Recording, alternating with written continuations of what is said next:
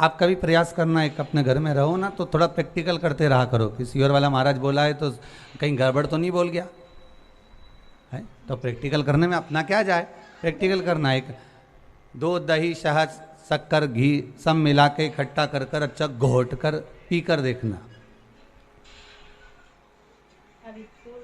उसका स्वाद एक अलग रहेगा।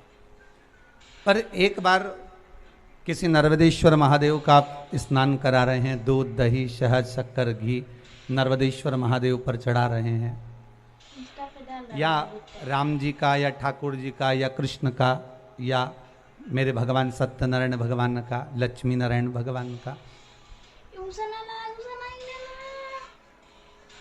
आप अगर स्नान करा रहे हैं, समर्पित कर रहे हैं और उस पंचामृत को आप पी कर देखिएगा, उस पंचामृत को आप धारण कर कर देखिएगा, पान कर कर देखिएगा, दोनों में स्वाद बढ़ जाएगा। जो आपने ऐसे ही मिलाकर पिया है उसका कोई स्वाद नहीं है, एक साधारण सी बात है। पर जो आपने भगवान को समर्पित कर कर जो धारण किया है उसका स्वाद बड़ा है।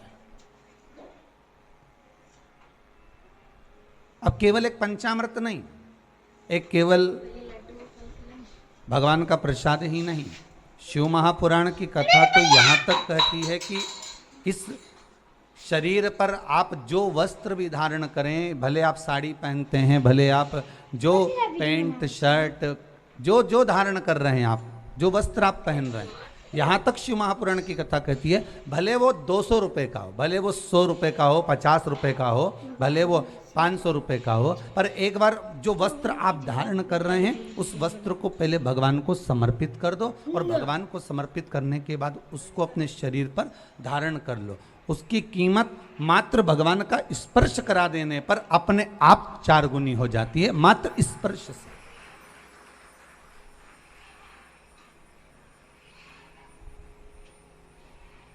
केवल मात्र स्पर्श से उसकी कीमत अपने आप बढ़ जाती है। और जब विचार करिएगा, एक वस्त्र की कीमत परमात्मा के चरणारविंद को मात्र स्पर्श करने से बढ़ जाती है, तो संसार का मानव यदि भगवान का मात्र स्मरण कर ले, स्पर्श कर ले, तो उसकी कीमत नहीं बढ़ेगी क्या? कीमत तो उसकी भी बढ़ेगी ना। पहले एक बात कही थी, आपको ध्यान में होगा कि 4 बांस और 40 कंडा, गोबरी